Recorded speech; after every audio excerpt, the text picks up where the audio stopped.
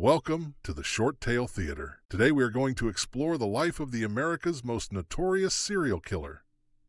If you like content like this, please subscribe to our channel, like this video, and leave a comment on the section below.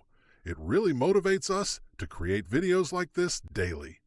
Enjoy watching. The early life of Ted Bundy. Ted Bundy was born on November 24, 1946 in Burlington, Vermont, under the name Theodore Robert Cowell. His early life was steeped in family secrets and emotional turmoil. Ted's mother, Eleanor Louise Cowell, was unmarried when she gave birth to him. To avoid scandal, Ted was raised to believe his grandparents were his parents and his mother was his sister. This revelation, when he discovered the truth in his teenage years, profoundly impacted him. Bundy grew up in Tacoma, Washington, after his mother married Johnny Bundy, who adopted Ted and gave him his surname.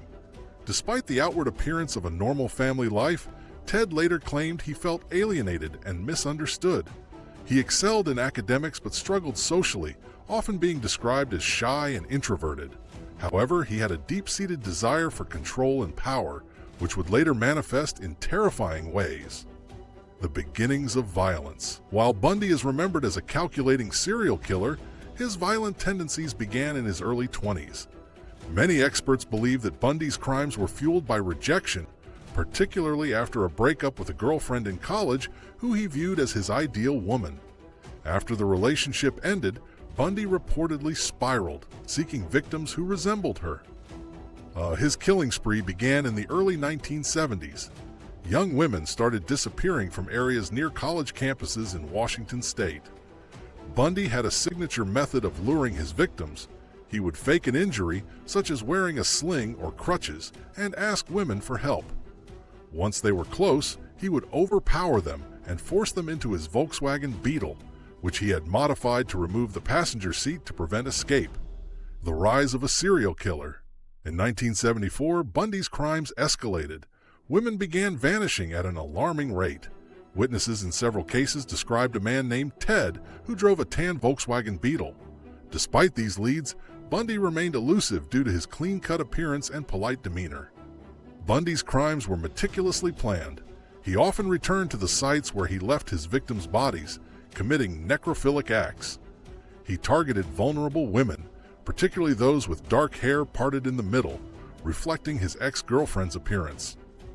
By the time Bundy left Washington and moved to Utah in 1974 to attend law school, his killing spree had expanded. Women began disappearing in Utah, Colorado, and Idaho, leaving law enforcement baffled and terrified. First arrest and escapes. Bundy's first major mistake came in August 1975 when he was pulled over in Utah. A police officer noticed suspicious items in Bundy's car, including handcuffs, a crowbar, and a ski mask. Although this was not enough to convict him of murder, investigators linked him to the attempted kidnapping of Carol Duranch, a woman who escaped Bundy's clutches. Bundy was convicted of her kidnapping in 1976 and sentenced to prison. However, Bundy's manipulative nature made him a high-risk prisoner. In June 1977, he escaped custody by jumping from a second-story courthouse window in Colorado, where he was being tried for murder. 6 days later, he was recaptured, but his resolve to escape only grew stronger. In December 1977, Bundy made his second escape by crawling through a hole in the ceiling of his cell. This time, he succeeded in evading authorities and fled to Florida. The Florida killing spree. In Florida, Bundy committed some of his most heinous crimes. On January 15, 1978, Bundy broke into the Chi Omega sorority house at Florida State University. Within 15 minutes, he brutally attacked 4 women, killing Lisa Levy and Margaret Bowman and severely injuring 2 others.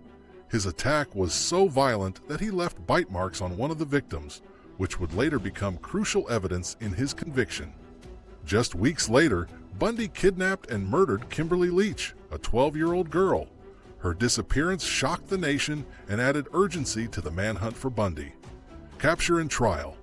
On February 15, 1978, Bundy's reign of terror ended when he was arrested by Pensacola police officer David Lee for driving a stolen car. Initially denying his identity, Bundy's fingerprints ultimately confirmed who he was. He was charged with multiple murders in Florida. Bundy's trials became a national spectacle. Representing himself in court, Bundy relished the attention, using his charm and intelligence to manipulate proceedings. Despite his attempts to delay justice, the evidence against him was overwhelming. The bite marks on Lisa Levy's body were matched to Bundy's teeth, providing a critical link to the Chi Omega murders. In 1979, Bundy was convicted of the Chi Omega murders and sentenced to death. In 1980, he was convicted for the murder of Kimberly Leach and received another death sentence. Life on death row. While on death row, Bundy continued to manipulate and delay his execution. He granted interviews to journalists and criminologists, speaking in the third person to describe his crimes. During these interviews, Bundy admitted to killing over 30 women, but hinted there were more victims whose remains were never discovered.